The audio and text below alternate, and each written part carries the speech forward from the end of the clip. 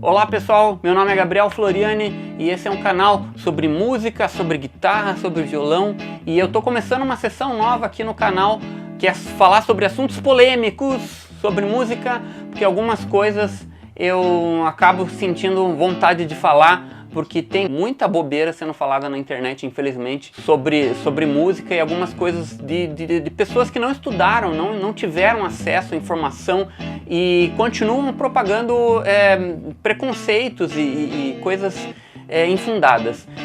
Um desses caras que é muito justiçado, embora tenha tido uma apresentação, assim, uma importância histórica imensa, é esse carinha aqui. Não é esse dele, não é a cara dele ali. Quem que eu tô falando? Arnold Schoenberg. E o dodecafonismo, que as pessoas têm inclusive medo, né?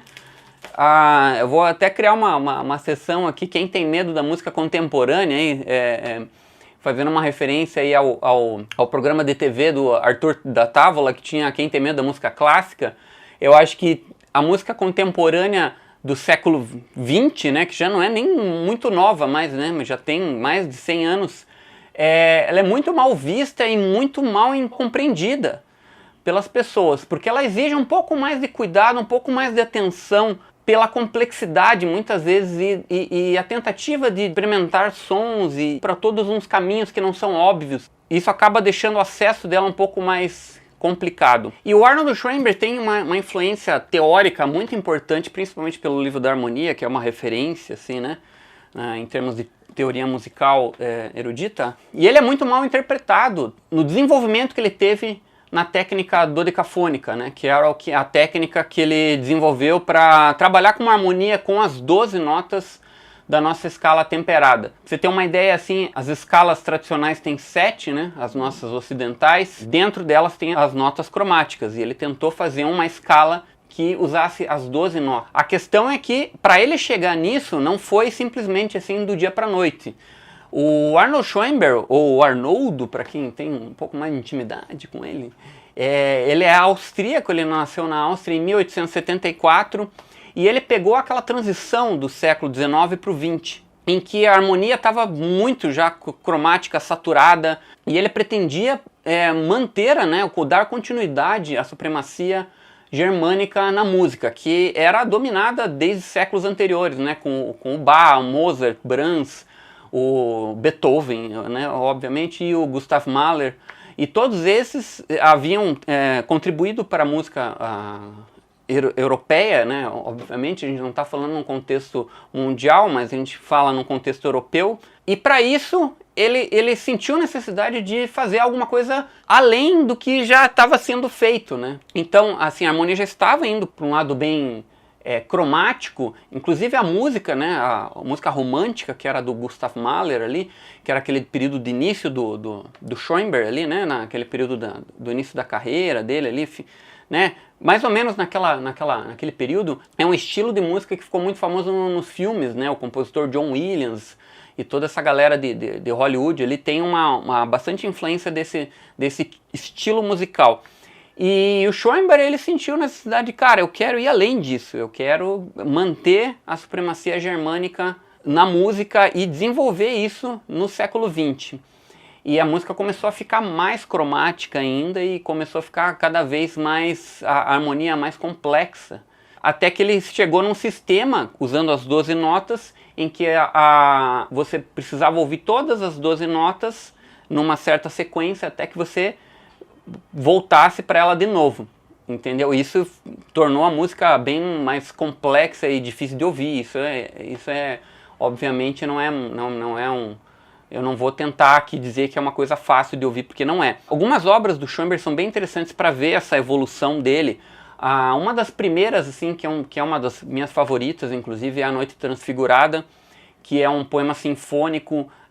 Um poema sinfônico, para quem não sabe, é uma obra baseada num poema, e ela é instrumental e ela já vem com trechos bem cromáticos, ou seja, de notas e notas passando pelas notas naturais, né, dó, ré, mi, fá, sol, lá, si, que seja, né, um exemplo bruto aqui para a gente entender de forma rápida, e passando pelas notas pretas do piano ali, né? Dó sustenido, ré sustenido. Porque o problema é que quando você começa a ir para esse lado mais cromático, você perde um pouco a referência da tonalidade da música, beleza? Não vou entrar em muito aspectos muito técnicos aqui, mas só para você entender por que a música do Schoenberg é um pouco difícil de ouvir e precisa de uma atenção, precisa de um cuidado para que você consiga apreciar ou não também. Se você não gosta, também não vou convencer ninguém, mas tem um seu valor e a gente precisa pelo menos entender qual que era a intenção do compositor para depois falar asneira na internet, como tem muita gente que fala por aí, né? Então, não vou nem citar nomes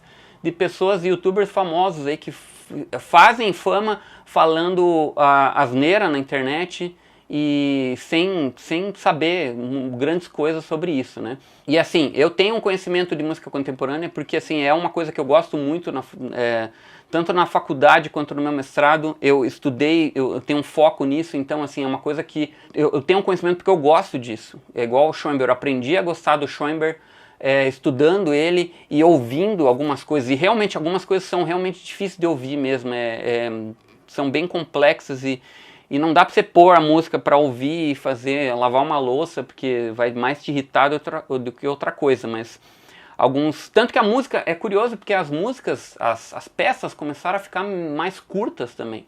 As obras começam a ficar mais curtas justamente por causa disso, porque você começa a ter uma complexidade desse material e começa a ficar difícil de você desenvolver ele e tanto para a pessoa ouvir, né? Então assim, claro que o tempo naquela época era diferente de hoje. Hoje a gente quer as coisas muito rápidas, né?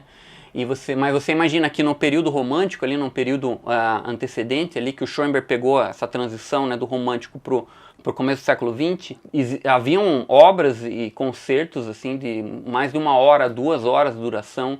Então as obras eram bem extensas, né? Então essa primeira obra do Schoenberg, A Noite Transfigurada, ela já começa a mostrar esses indícios de saturação cromática, né, que chamamos assim, e isso foi aumentando aos poucos. Uma segunda obra que eu vou indicar para vocês ouvirem, que é um pouco mais densa já, Pelléas e Mélisande, é uma obra instrumental também. E o que acontece? Essa obra já fica mais complexa, mais cromatismo, mais tensão, né, para você ouvir ela. Tem poucos momentos de relaxamento, assim, porque quando você tem acordes mais harmônicos, né, harmonias mais tradicionais, é uma coisa mais fácil de ouvir, eles tornam a coisa mais tranquila, né, calma, né.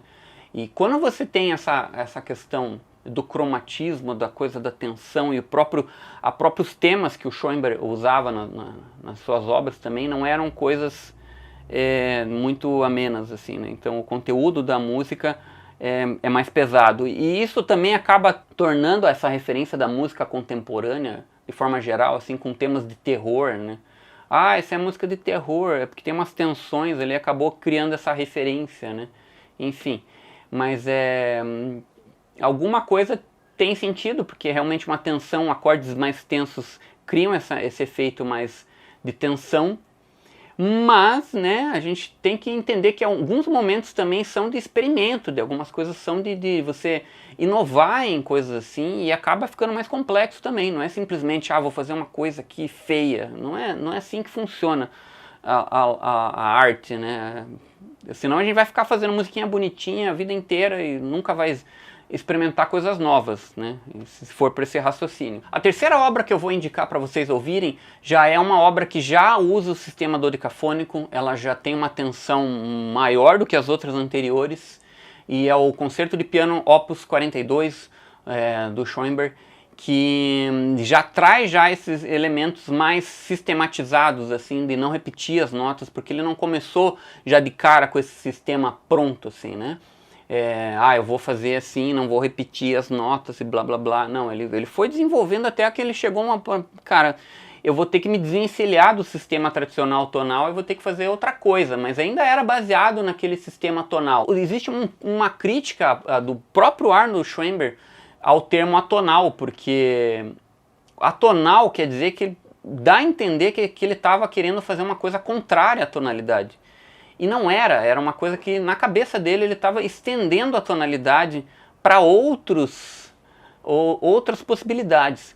Então o Schoenberg é muito mal compreendido nessa questão, principalmente da referência dele com a tradição musical europeia. Então assim, ele não estava simplesmente, eu vou chutar o balde e vou fazer um negócio muito louco aqui. Não, ele estava evoluindo, assim, entre aspas, né? A intenção dele era essa. Bem, não é à toa que a gente fala até hoje nele, né? Não é à toa que qualquer um que já entrou e numa faculdade de música, qualquer um que já foi estudar música mais a fundo, já ouviu falar no nome do Arnold Schoenberg, né? Ele não é simplesmente um cara que passou pela música e é simplesmente uma referência, talvez a maior referência do século XX, né? Da música erudita do século XX. Assim, uma coisa que me incomoda às vezes em alguns pensamentos é você ter que excluir um para pôr outro. Então assim, você não precisa parar de ouvir Beethoven, você não precisa parar de ouvir o velho e bombar. Você não precisa parar de ouvir rock, você não precisa parar de ouvir samba, você não precisa parar de ouvir qualquer tipo de música para ouvir outro estilo. Você pode, entendeu? Se aquilo se você entendeu aquela música, aquilo, você consegue se identificar com aquilo e entrar naquele mundo musical, você não precisa excluir o outro, entendeu? Uma coisa não exclui a outra. Então assim, você não precisa odiar a música que veio anteriormente ao Schoenberg para você gostar do Schoenberg. Você tem que, né? Você entende que aquilo faz parte, aquilo fez parte da história, aquilo foi uma proposta.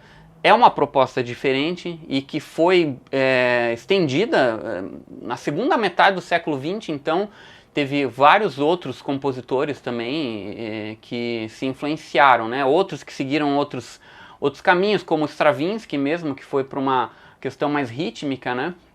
Não tão harmônica quanto o Schoenberg.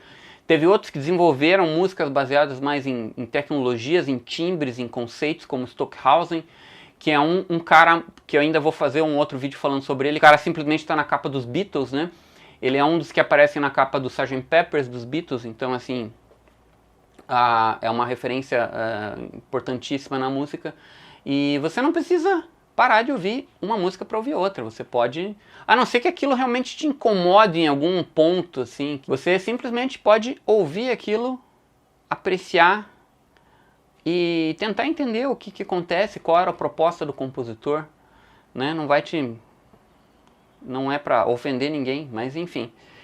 Esse vídeo é para falar sobre essa questão do Arnold Schoenberg, fazer aqui um desabafo, um relato sobre um cara que simplesmente tem uma importância fundamental na música e que existe muito preconceito com o trabalho dele. E muitas histórias curiosas também, dá para fazer vários vídeos sobre o Schoenberg. Tem inclusive essa obra que eu indiquei, a primeira obra da Noite Transfigurada, tem um relato muito engraçado até, em que o Schoenberg no começo da carreira ali, né, querendo que as orquestras tocassem as músicas dele. Imagine se hoje em dia a galera já torce o nariz muitas vezes, né? Imagine naquela época em que ele não era assim um compositor renomado, né? Então ele deu a partitura para uma orquestra tocar e a orquestra se recusou a tocar a obra dele porque tinha um acorde que estava com a nona no baixo. Tem uma questão de inverter as notas do acorde, né? Dentro do acorde que você tem uma relação de notas, você pode não necessariamente pôr a tônica, né? Que é a nota principal, assim, fazendo um resumão aqui, né? Então assim, ele colocou a nona nota do acorde no baixo, que era um absurdo na época, assim, e a orquestra não tocou aquela obra dele, a Noite Transfigurada no caso, porque o acorde não existia. Então, aqui não é um repertório muito comum, né, tocar esse tipo de repertório, mas na Europa é uma coisa mais aceita, assim, né, e é uma pena que não seja tão difundido também, né, a gente, às vezes, o que normalmente a gente tem é Beethoven, Mozart, os compositores mais clássicos, né, e a gente acaba deixando de conhecer muitas coisas. Recapitulando, eu recomendo vocês ouvirem essas três obras do Schoenberg para você entender um pouco da evolução dele, né? A Noite Transfigurada, que é umas obras principais do Schoenberg, é uma que é um embrião assim do dodecafonismo, né? Ainda não era dodecafonismo, mas era o começo. Aí seguindo você tem Pelléas e Melisande, que é uma obra que já traz um cromatismo mais saturado, assim, uma harmonia mais saturada, mas ainda não é dodecafônico. E você tem, enfim, o Concerto de Piano, Opus 42, que já é uma obra dodecafônica, com um sistema, né, sistematizada já. Eu acostumei a ouvir, você começa a apreciar, mas é óbvio que não é fácil de você ouvir. Você vai ouvir a primeira vez e fala, nossa, parece um gato no piano, como a galera tira sarro, né, geralmente. Mas vale a pena ouvir, vale a pena dar uma chance para você ouvir e entender como é que é a ideia do compositor. Vale falar de alguns compositores que se influenciaram por isso. Teve também o Luigi Dalla Piccola, um compositor italiano, que tentou criar uma polaridade, né, ali na música dodecafônica, né, para você criar essa referência que havia sido perdida ali, né. E também tem compositores da música mais popular também, assim como o Arrigo Barnabé, que é um cara aqui do Paraná também, conterrâneo aqui, do meu estado, que fez algumas obras baseadas no dodecafonismo, trabalhando com música popular e rock, que é um dos discos dele bem importantes aí, que é a Clara Crocodilo, que é um disco bem legal de ouvir também. Então é isso, pessoal, eu vou me despedindo aqui desse vídeo, eu vou fazer mais desses vídeos, porque falar de música é muito importante também, né? Não só tocar, e se você toca um instrumento, continue praticando aí. Falou!